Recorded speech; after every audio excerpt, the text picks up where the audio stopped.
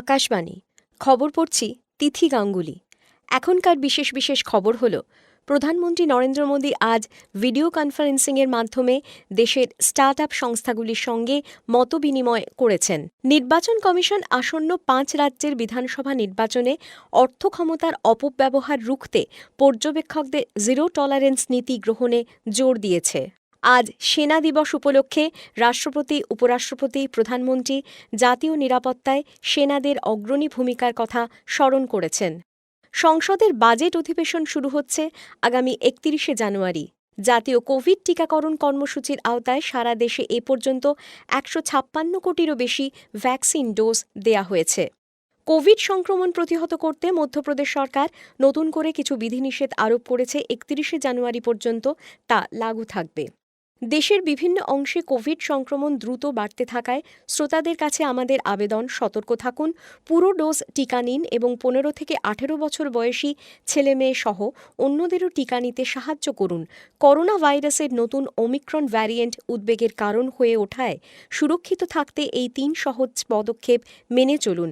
Mask পরুন, নিরাপদ দূরত্ব বজায় রাখতে ২ গজ দূরে থাকুন, হাত আর মুখ পরিষ্কার পরিচ্ছন্ন রাখুন। কোভিড নিয়ে যে কোনো তথ্য ও পরামর্শ পেতে জাতীয় হেল্পলাইন নম্বর হল ০১-২৩৯৭-৮০৪৬ এবং ১০৭৫। আসছি বিস্তারিত খবরে।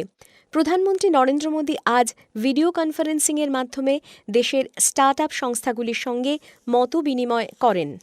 প্রধানমন্ত্রী বলেন, স্টার্ট আপ সংস্থাগুলি দেশের ভবিষ্যৎ। স্বাধীনতার ৭৫ বছর পূর্তিতে স্টার্ট আপ ইন্ডিয়া যে বিশেষ ভূমিকা পালন করে আসছে, স্বাধীনতার ১০০ বছরে তার চমকপ্রদ ফল সবার সামনে আসবে। স্টার্ট আপ সংস্থাগুলির কাজ করার জন্য বিভিন্ন সরকারি নিয়মের সরলীকরণ করার কথা প্রধানমন্ত্রী আজ উল্লেখ করেছেন। প্রধানমন্ত্রী বলেছেন, 2022 का ये वर्ष भारतीय स्टार्टअप इकोसिस्टम के लिए और भी नई संभावनाएं लेकर आया है। आजादी के 75वें वर्ष में स्टार्टअप इंडिया इनोवेशन वीक का ये आयोजन और भी महत्वपूर्ण है। जब भारत अपनी आजादी के 100 वर्ष पूरे करेगा, उस भव्य भारत के निर्माण में आपकी भूमिका बहुत बड़ी है। देश के उन सभी स्टार्टअप्स को, सभी इनोवेटिव युवाओं को बहुत बहुत बधाई देता हूं, जो स्टार्टअप की दुनिया में भारत का झंडा बुलंद कर रहे हैं। इस दशक में इनोवेशन, एंटरप्रेन्योरशिप और स्टार्टअप इकोसिस्टम को मजबूत करने के लिए सरकार जो बड़े पैमाने पर बदलाव कर रही है, उसके 3 अहम पहलू हैं। पहला, एंटरप्रेन्योरशिप। एंटरप्रेन्योरशिप को, इनोवेशन को सरकारी प्रक्रियाओं के जाल से, ब्यूरोक्रेटिक साइलोज से मुक्त कराना। दूसरा, इनोवेशन को प्रमोट करने के लिए इंस्टीट्यूशनल मैकेनिज्म का निर्माण करना। और तीसरा, युवा इनोवेटर्स, युवा उद्यम की हैंड होल्डिंग भी करना। Startup India, stand up India जैसे प्रोग्राम ऐसे ही प्रयासों का हिस्सा है। কৃষি, স্বাস্থ্য, উদ্যোগ, মহাকাশ, ইন্ডাস্ট্রি 4.0, ফিনটেক এবং পরিবেশের মতো বিভিন্ন সেক্টরের স্টার্টআপগুলি আজ অংশ নেয়। ১৫০টি স্টার্টআপকে ৬টি গ্রুপে ভাগ করা হয়। প্রত্যেকটি গ্রুপ আলাদাভাবে প্রেজেন্টেশন দেয়। এই মতবিনিময়ের উদ্দেশ্য হল কিভাবে স্টার্টআপগুলি দেশে উদ্ভাবন প্রক্রিয়া ক্রমাগত চালিয়ে নিয়ে যেতে সক্ষম এবং জাতীয় প্রয়োজনে অবদান রাখতে সক্ষম তা খতিয়ে দেখা। ৫ রাজ্যের আসন্ন বিধানসভা নির্বাচনে যে পর্যবেক্ষকদের মোতায়েন করা হবে তাদের নিয়ে নির্বাচন কমিশন গতকাল এক বৈঠকে বসে। দেশের বিভিন্ন দপ্তরের প্রায় ১৪০০ আধিকারিক বৈঠকে যোগ দেন। সাধারণ পুলিশ ও ব্যয় পর্যবেক্ষক হিসেবে এদেরকে নিযুক্ত করা হবে। মুখ্য নির্বাচন কমিশনার সুশীল চন্দ্র বৈঠকে জানান, ভোটের সময় পর্যবেক্ষকরাই কমিশনের চোখ কান হিসেবে কাজ করে থাকেন। নির্বাচনের সব প্রক্রিয়া, সর্বশেষ নীতি নির্দেশিকা সম্পর্কে পর্যবেক্ষকদের ওয়াকিবহাল থাকতে পরামর্শ দিয়েছেন তিনি। আইন বলবৎকারী সংস্থাগুলির সঙ্গে সমন্বয় রেখে এই পর্যবেক্ষকদের কাজ করতে হবে বলে মুখ্য নির্বাচন কমিশনার তাদের নির্দেশ দেন।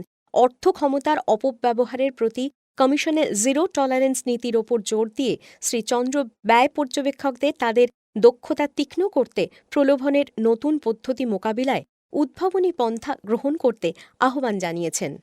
বর্তমান করোনা পরিস্থিতিতে পূর্ব নির্ধারিত 4 পুর নিগমের নির্বাচন পিছিয়ে দিলে কোনো আপত্তি থাকবে না বলে জানিয়ে পশ্চিমবঙ্গ সরকার নির্বাচন কমিশনকে চিঠি দিয়েছে।